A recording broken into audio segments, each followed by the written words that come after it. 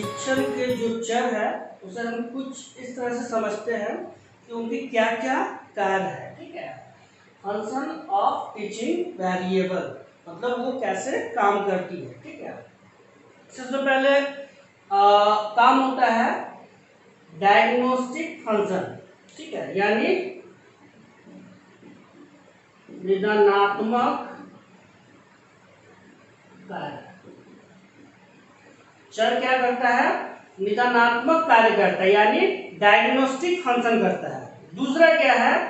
Prescriptive function, यानी उपचारात्मक।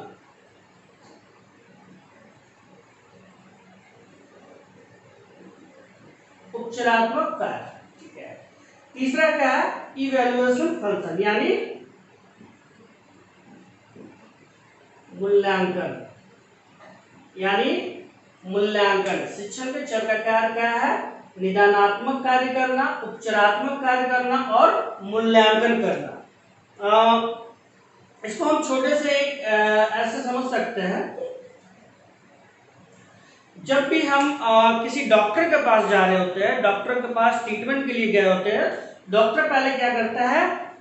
कौन सा काम करता है? पहले चेक करता है, यानी निदानात्मक कार्य करता है। मतलब आप में क्या समस्या है, क्या प्रॉब्लम है, क्या सिम्टम है।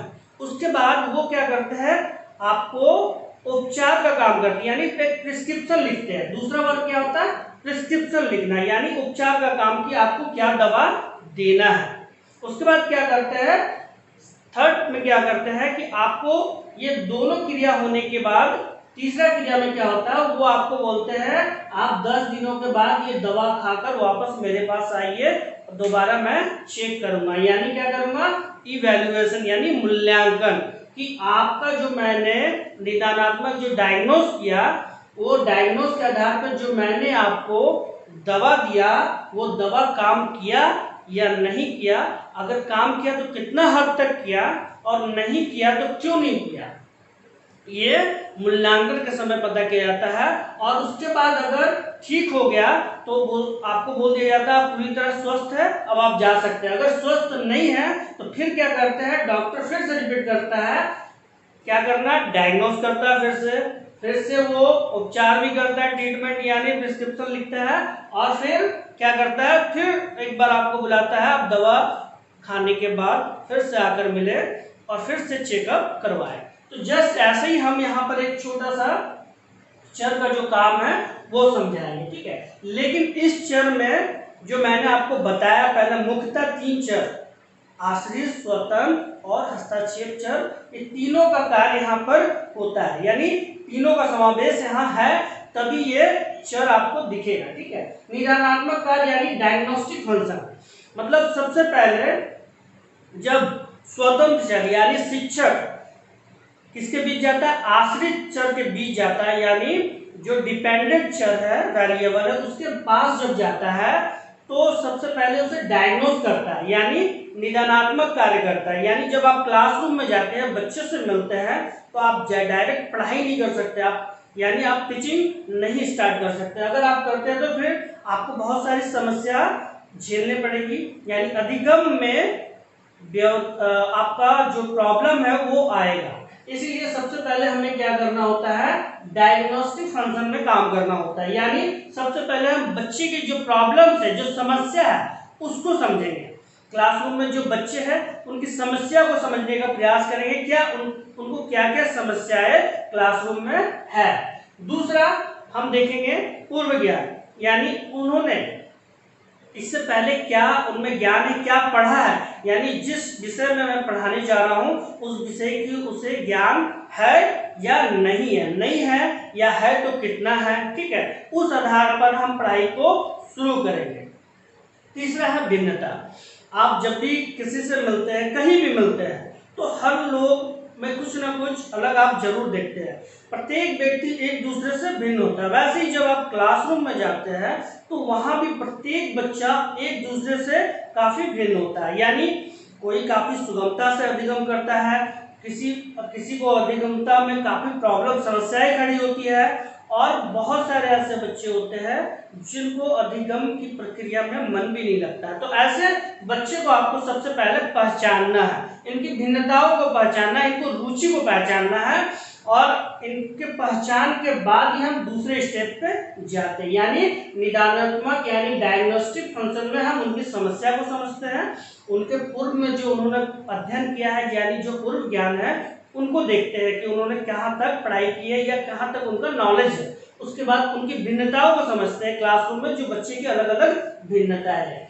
ये जब काम पूरा हो जाता है तब हम सेकंड स्टेप पे चलते हैं, यानी सेकंड स्टेप क्या है, प्रिस्क्रिप्टिव फंक्शन यानी उपचारात्मक कार्य, यानी जो हमने पहले डायग्नोस कर लिया अब उसी डायग्नोस के आधार पर हम क्या करते हैं, ट्रीटमेंट करते हैं यानी उपचार करते हैं। यानी बालकों में जो समस्या है उन समस्याओं का समाधान, पूर्व ज्ञान में जो समस्या है उनका समाधान, और जो भिन्नताएं हैं उनको देखते हुए शिक्षण की विधि यानी कौशल यानी स्किल में परिवर्तन लाकर अधिगम की प्रक्रिया को शुरू किया जाता है। यानी जब हम उपचार का कार्य करते हैं तो हम कौशल, हमेशा कौशल को बदलना पड़ता है, स्किल को चेंज करना पड़ता है, बच्चों की समस्या को और भिन्नता को देखते हुए योजना बनानी पड़ती है। अब आपको अगर नहीं पता है कि बच्चे की पूर्व ज्ञान कहाँ तक है तो आप योजना कैसे बनाएंगे। अगर आपको पता है कि बच्चों ने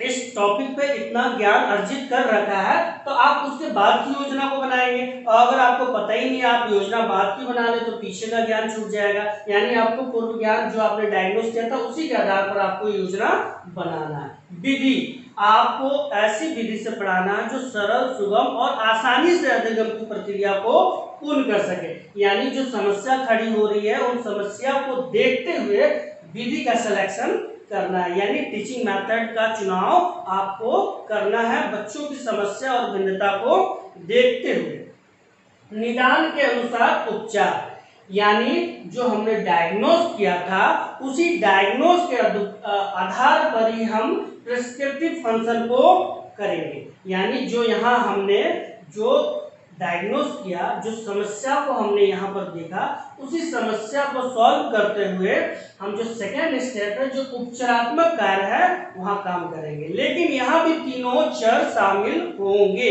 यानी जो स्वतंत्र चर है वो भी यहाँ काम कर रहा होगा और जो हस्तक्षेप है वो भी कर रहा होगा, जो वहाँ पर आश्रित चर है वो भी काम कर रहा होगा, यानी तीनों चर यहाँ पर मौजूद रहेंगे। थर्ड है इवैल्यूएशन फंक्शन यानी मूल्यांकन। जैसा कि मैं आपको यहाँ बता चुका हूँ कि जब डायग्नोस होता है फिर ट्रीटमेंट होता है उसके बाद आपको फिर से रीचेकअप के लिए बुलाया जाता है। तो वैसे ही है, जब आप ये दोनों क्रियाएं, दो स्टेप को जब आप पूरा कर लेते हैं तो थर्ड स्टेप में जब आप आते हैं तो आपको एक मूल्यांकन यानी इवैल्यूएशन का काम करना होता है। उस मूल्यांकन में आपको बच्चे का मापन करना होता है कि आपने जो डायग्नोस किया और डायग्नोस के आधार पर जो आपने उसका समाधान निकाला, जो कौशल का प्रयोग किया, जो योजना बनाई, जो विधि बनाई, वो कितना सक्सेस रहा।